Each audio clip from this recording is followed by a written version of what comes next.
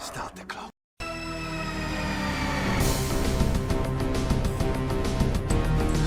Morning, kids. Dr. Freedom here with you. Time for some Doctor Who news. Now, according to what I've been reading, I think they went back to Roselock Studios for filming today for the quote-unquote Zygon Cave filming. So there wasn't much up.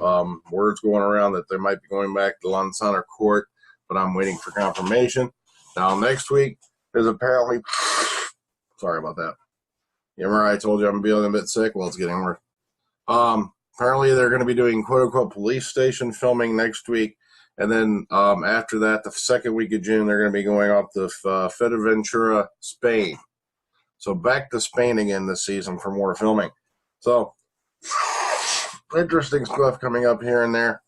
One interesting photo I just saw, and this has to be from the last block. Check this out. There's our soldier boys again. Remember those big blocky looking dudes in the armor? Check out that Thor lookalike dude kind of sitting there. Well, I'm just saying that because of the wings on the helmet. Some are theorizing that this might possibly be Odin, played by Mr. Schofield. So, be an interesting thing if it turns out this photo, pans out. So, very interesting stuff going on there. Once again, like I said, there's not going to be any filming pics today because they're back at Rothlock. But let's go ahead and get into what we do have because I have to go to bed. I got to get up and go to the doctor's in the morning. Okay, so here we go. Up off the bat. There we go. Okay, first up over on Doctor Who TV, Moffat still haunted by guilt over reversing the Time War outcome. Now, that's very speaking in issue 487 of Doctor Who magazine. He said, "Quote: Era of the Zygons was a success. Record ratings, awards, rave reviews. By any measure, it did all right. But 2 years later, I'm still haunted by the guilt. I know some of you, including friends of mine, were upset that we reversed the outcome of the Time War. My defense, however feeble, is that given the chance, the Doctor would do exactly that. And it was his birthday. How could I deny him that chance? What could define him more? This man who also finds another way. And there he is at every moment of his life, proving to himself literally that there's always a better path. Ah, well, my heart was in the right place, but in this job, you always need two. Here's my problem with it. And I got into it with somebody over this the other day. When I go back and I rewatch the first few seasons, one of the things that defined me was, defined it was the fact that you have the Doctor who's being, haunted and wounded by, these events, and now they've turned it into, well, it didn't happen and he just don't remember it. And to me, that kind of takes some of the meaning out of it now. Like, now if I go back and watch some of those episodes, I'm going to be like, so, it all came out great in the end. But that's my opinion. I don't know what yours is. To me, I don't think they should even touch the Time War period because it was a very touchy issue.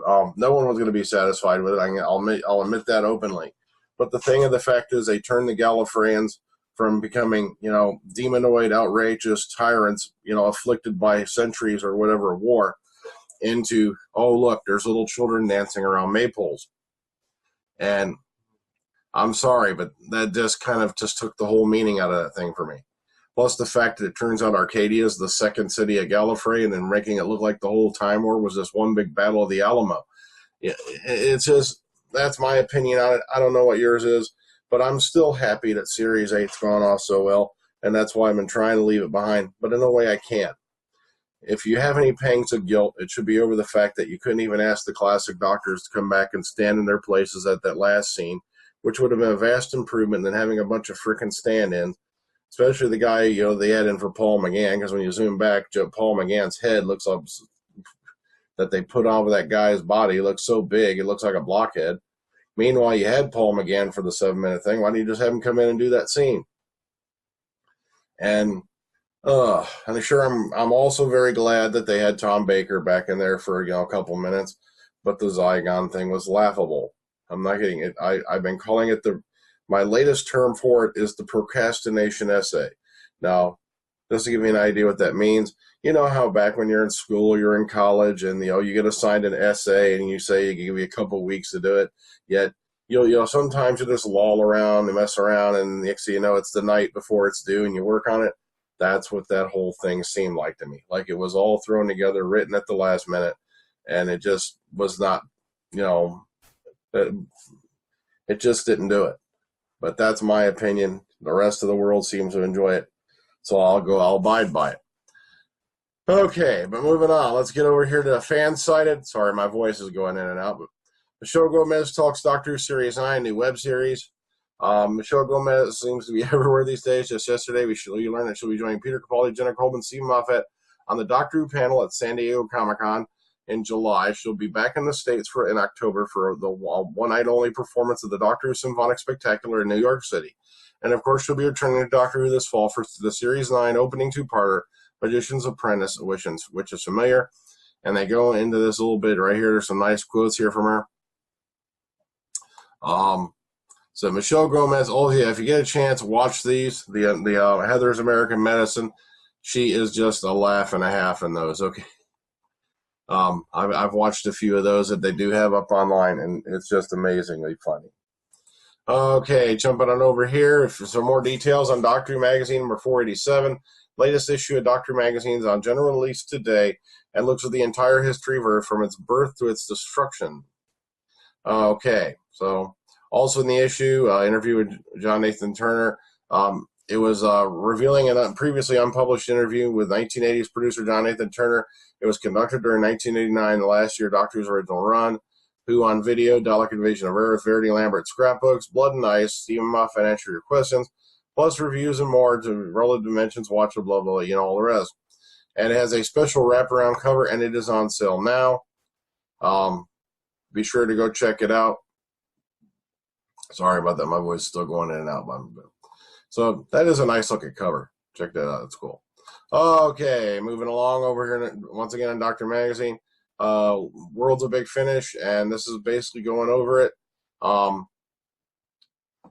Whitehall, all 6 episodes written by David Llewellyn. And see, now for one, I don't even know why they included Graceless in here, because if I remember right, Graceless has already been dropped like a bad habit. It just wasn't a good series. I think it only made 2 series of it. Sherlock Holmes, I have not listened to the audios of. Dorian Gray, neither. Let's see. I love Iris Wildtime. Love Vienna Salvatore. Bernice Summerfield. I've listened to all her stuff from 1998. I haven't up to the newer stuff. And Lisa Bowerman always does beautifully with that. But it says right here, overall, The World's a Big Finish fulfills its brief, cleverly, and avoids causing any headaches by keeping all the main characters within their respective continuities, rather than having period-based characters such as Sherlock Holmes travel to other worlds. Each of the standalone episodes works well as an advert for the 6 ranges they represent, and the linking story provides a satisfying listen for Big Finish fans. So be sure to go check this out, especially if you're a big listener of Big Finish. I can't believe I just said that. And there's cast lists and whatnot. And it was released, of course, this month. Like I said, I have not had a chance to listen to this series yet, but I'm thinking about picking it up and giving it a listen. This one I just threw in because it's cutely funny, and this is our last article for the day. And we all know Maisie Williams is on this, this year's list, being in those making appearance in Doctor Who. Actress who plays Arya Stark gets a misguided fan straight in this hilarious deadpan tweet. Now, earlier, apparently, this fella posted this tweet. I met an idol tonight, and he tagged it Maisie Williams. And then there's this young lady right here. Well, guess who he got a reply from? Maisie Williams, the real one. Hate to break it to you, buddy. So I got a laugh out of that. It's cute. I love the way she dealt with that. Oh, heck, and I forgot there's one more. Oh, that's right. I just looked this up a minute ago. I hit this off of a link on Twitter. If you are interested in reading about, the Doctor Who, going to a Doctor Who set and all that, this is over on Joy Blog, and this is Doctor Who on location for Cardiff for season 9. And I just thought it made a very interesting, read, about some of the guys, actually go to all the set filming and whatnot and check them out. So maybe if you're interested in, just reading about what it's like, to go out there, hang around, meet the stars, maybe see a couple scenes filmed. Go take a read on this. I thought it was very interesting, and like I said, I just looked it up like 4 or 5 minutes ago. I gave it a quick glance over, and I found it very interesting. I almost forgot to include it because of that. But, okay, guys, well, I'm getting out of here before my voice goes out entirely. I got an appointment with the doctor tomorrow. Hopefully, they'll give me some freaking antibiotics, and I'll get off this. Big things coming yet. More interviews to come. More, like I said, we got the Sophie Aldred Q&A coming. Not to mention a few other surprises. I got, like I said, I got lots of irons in the fire right now, and I'm hoping some more of them pan out. But until next time, guys, take care of yourselves. Enjoy, well, the next half hour of what was today. And I'll catch you all on the flip side. Dr. Freedom.